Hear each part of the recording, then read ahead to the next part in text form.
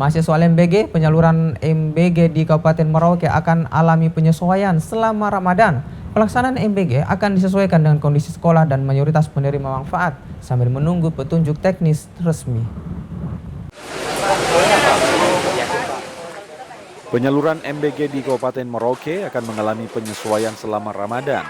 Koordinator Wilayah Kabupaten Merauke, Hoirun Nisa, bilang ada dua opsi mekanisme yang akan diterapkan tergantung kondisi sekolah yang dilayani.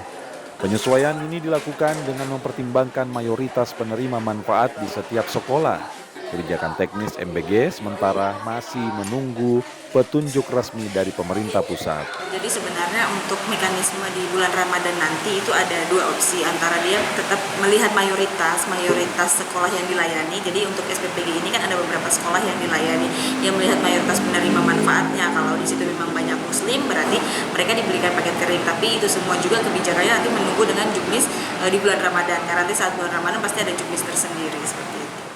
Pelaksanaan MBG dapat tetap berjalan optimal dan menghormati keberagaman masyarakat tanpa mengurangi manfaat program bagi para siswa. Kathleen Romera, Kompas TV Merauke, Papua Selatan.